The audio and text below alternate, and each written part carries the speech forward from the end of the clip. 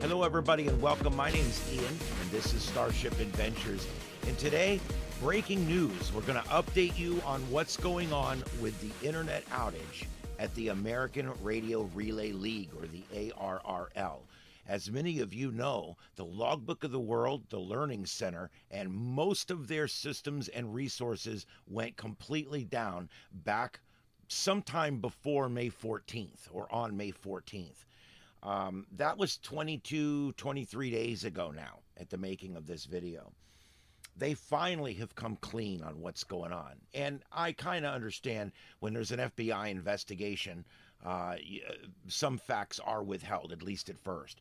And so I'll acknowledge that. But that being said, let's get on to the announcement. The American Radio Relay League has announced officially on their website, quote, on or around May 12th, 2024, the ARRL was a victim of a sophisticated network attack by a malicious international cyber group. Now, just from that one sentence, there's a lot to take in there, okay? They're telling us that the attack actually occurred a day or two before we noticed the first outage. And that's interesting in itself, that they were in the system several days prior to the actual outage. And they're a victim of a sophisticated network attack. Okay, this is the kind of attack that that does take you offline, and it can be quite extensive. Then they also admit that it's a malicious international cyber group. That's a little scary. These are big groups that run out of other countries, whether it be somewhere in the Middle East or in Asia, and they run out of these countries, and they purposely infiltrate people and groups and computers in this country in order to ransom the information back to you for a certain price. The ARRL on their website has admitted that they involved the FBI immediately, which is a good move, and they engaged with third-party experts, and they are still investigating what happened. They're saying, quote, this is a serious incident, was extensive, and categorized by the FBI as unique. And that's interesting. So in other words, this is something they might not have seen much of yet. The ARRL, compared to most corporations, businesses, or nonprofits, is a bit of a unique animal in itself. Problems aside, it's quite a unique group, and what we do is quite unique. So I can see where I can see where the attack itself may have also been somewhat unique for that reason. But I'm interested to find out more, and we probably never will. But they're saying that it compromised their network devices, it compromised their servers, it compromised their cloud-based systems, and it also compromised their PCs in the office. So this was an extensive attack, and it went across the entire system. Their phone system that had been out for over 2 weeks has now been returned to service, and you can, as a member of ARRL, you can now call or email your headquarters and get information or whatever you need to do there. But they are back open for general business on the front end of the store there, through their open door, their HQ at arrl.org email, and their phone system is back up. So you now have access to your club again if you're an ARRL member. The ARRL International Digital Contest, which is this weekend, which was actually last weekend, but if you need to turn your login from that last weekend, or you have a log from the VHF contest that's coming up this weekend, the contest portal is now available. It's limited functionality and it's operating slowly, but they say that contest.arrl.org is up and running, and they're doing their best to keep that available so that you can send those logs in. Older versions of magazines are not available right now. That part of the system is still down. However, some of the newer versions are available digitally to members of the ARRL. There will still be a delay in the delivery of the printed magazine for those of you who have elected to pay additionally for the printed magazine. Members can renew online now. That's something that's been down for almost 3 weeks, but members can now go on and renew online. And the phone system's up, and they will take your renewal on the phone as well. I I don't know why anyone would do that, but you can certainly do that if you want to. It's your choice as a free American. The ARRL store orders are now starting to move again, but the delays are going to continue there. So if you placed an online order and it's late, it is coming. They're saying it's coming. Just bear with them. The ARRL Volunteer Examiner Coordinator Program, the VEC, has now finally resumed the processing of amateur radio license applications with the FCC.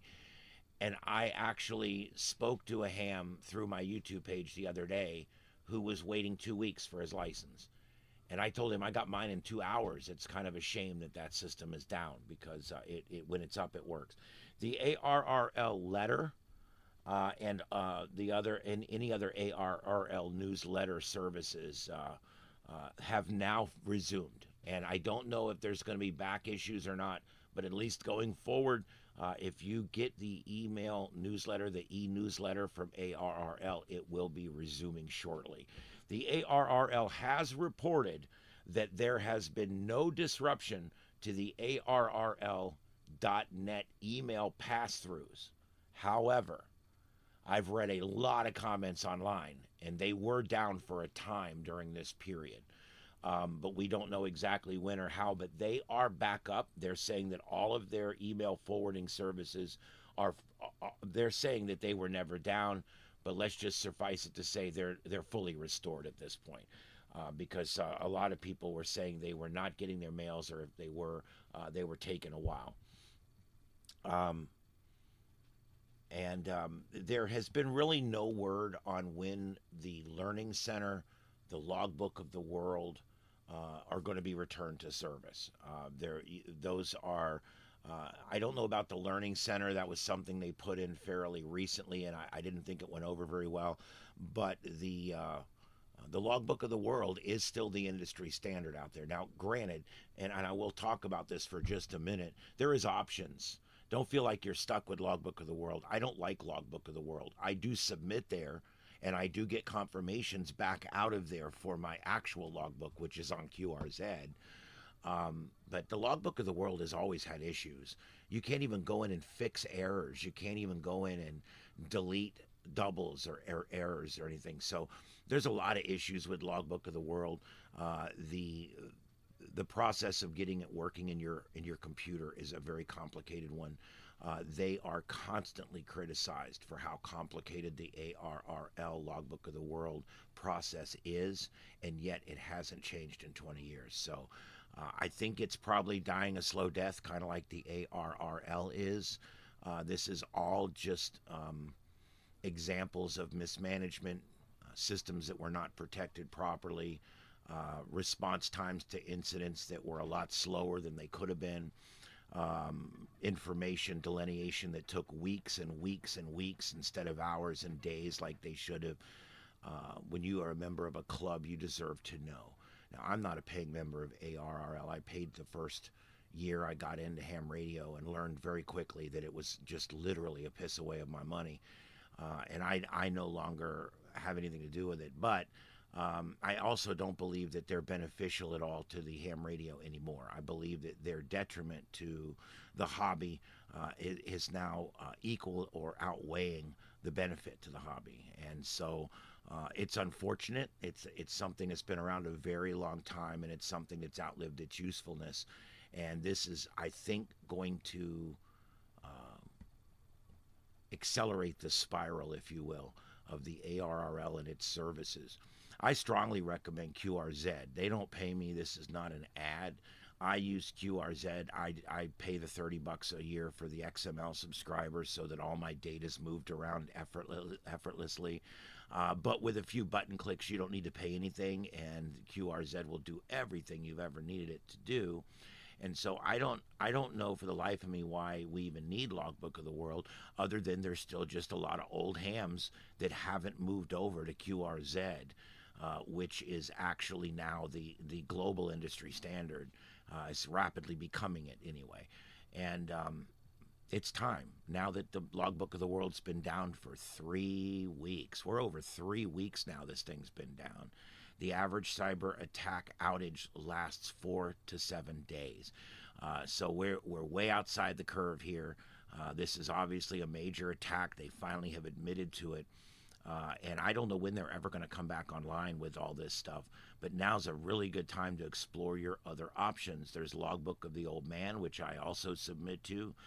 There's E-Log, I think it is, which I submit to. I submit to 5 or 6 different logbooks because I want to get all my confirmations. And some people only submit to one obscure logbook. And so if you don't subscribe to that logbook and get your stuff out of it, you may be missing some of your contact confirmations out there. So what I like to do is I like to use 3 or 4 of them. I think I'm on 4 or 5 of them actually. But I definitely use Logbook of the Old Man, QRZ, and of course Logbook of the World when it's working. And EQSL, that's what it is, not E-Log. EQSL is the other one that I use. And of course, I strongly suggest against Ham Radio Deluxe. That's a big waste of money. I wasted money with those people early on. It's probably the only time I've been screwed over Major League in ham radio. So I really, really strongly suggest against Ham Radio Deluxe. All you really need for a logbook is QRZ and a good contesting logging program that can just be resident on your screen that you can quickly log to if you make a contact, whether it's a contest or not.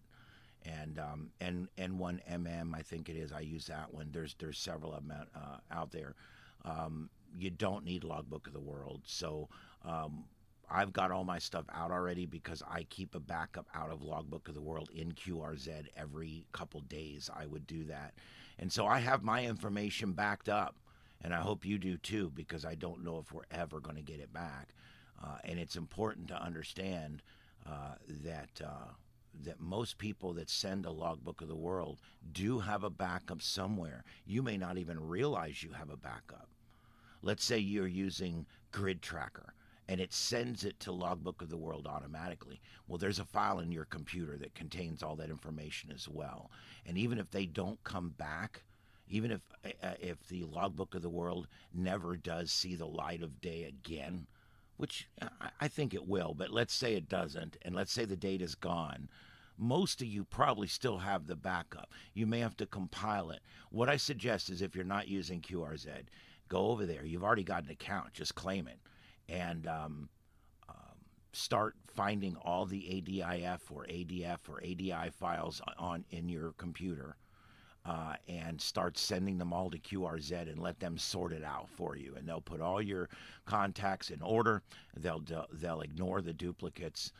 I'll send them 10 or 12 different files, and just to make sure they've got everything out. If I find a file I'm not sure, I'll send it to them. Just let them run through it and make sure that they've got all my confirmations out of it. And of course, when Logbook of the World does return, I think we're going to have issues for a while because everybody's computer is going to try to start sending all at once. And that brings me to the last thing I want to discuss is when they turn this thing back on, what's going to happen. And this is an interesting thing because if you think about it, it's been off for a while, 3 weeks. Okay, we've all still been accumulating data out here. And I'm wondering how they're going to turn this thing back on because they're going to have a flood of data. My Grid Tracker tries every time I make a contact on FT8, it tries to send it to Logbook of the World and it gets an error.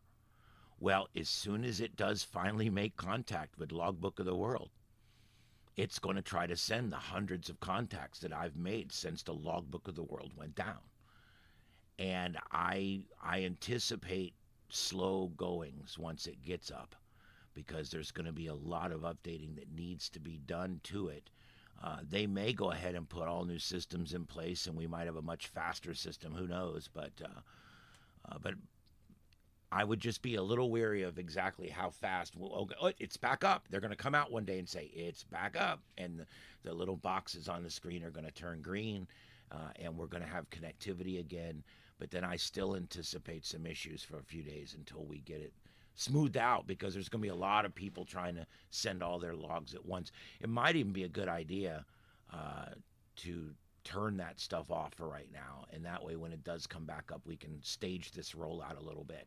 You know, I'm not a fan of the Logbook of the World or the ARRL, but I do want us all to get back to normal here.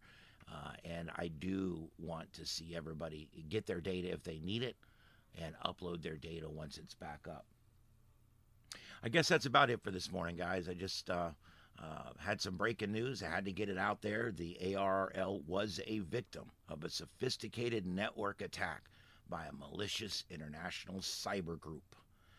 The extensive nature of this has been categorized by the FBI as a unique attack that compromised network devices, servers, cloud-based systems, as well as the PCs in the office. So there you go, folks. They finally come clean. It's been over 3 weeks, but I'm glad that they finally have told their membership what is going on out there. And so the purpose of this video is to bring all of my viewers and listeners up to speed. Thank you for watching. Thank you for listening. I cover all things ham radio. We also do adventures, and we also do space weather and terrestrial weather tracking, storm chasing, and we also go back and explore old sci-fi shows. So we do a lot here on this channel. So please subscribe, see what we do here. It may be something you're interested in, especially if you're really into ham radio and all the things surrounding that. Everybody have a great one out there. My name's Ian. This is Starship Adventures, and I hope to see you on the next one.